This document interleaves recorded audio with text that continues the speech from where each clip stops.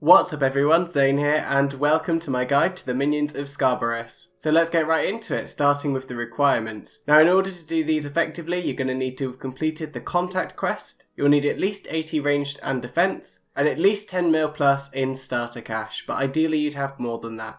As for the equipment, you're going to need the full Blessed D-Hide set with Barrow's gloves, a cannon plus a blowpipe with myth or adamant darts, a necklace of anguish, or a fury or glory if you don't have that, plus a ring of wealth, and you're going to want to toggle it so the ring of wealth automatically picks up all coin drops.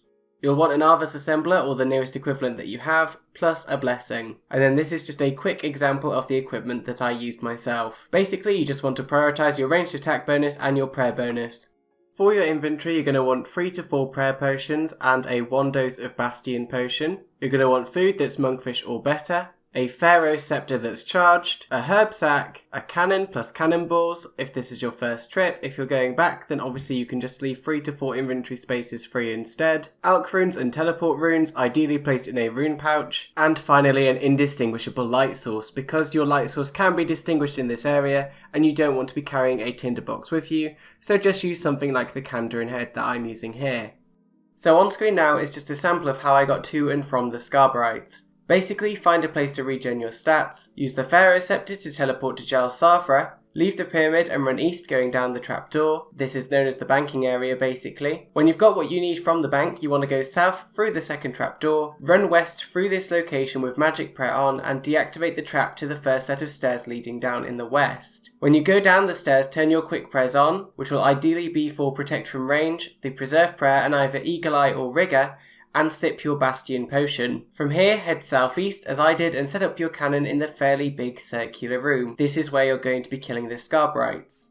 So when it comes to the method, there's a few things you need to know. Firstly, once your cannon is set up, you'll want to focus on the purple scarab mages first, as they deal a lot of damage with really high accuracy, even on ranged armour. They will always be your number one priority to kill whenever they've respawned. After they're all dead, focus on killing the orange melee based scarabs. Since you're protecting from range, you can largely ignore the green ones as they won't be able to deal any damage to you. So basically rinse and repeat, focusing on the scarabs that can damage you first, that being the purple ones and then the orange ones, refilling your cannon, watching your health, and watching your prayer. As a general rule, try to stay above half health as these scarabs can deal 15 plus damage each, and there are multiple of them in the room.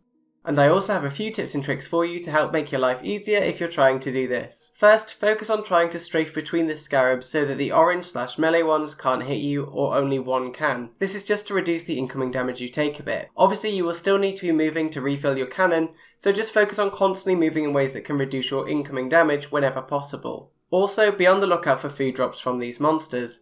They can drop cooked, unnoted lobsters and base in stacks of around 6, so make sure to take advantage of this whenever they drop to refill on your food stocks and your health. Thirdly, having both a herb sack and alch runes with you will help you to manage your inventory space a bit better.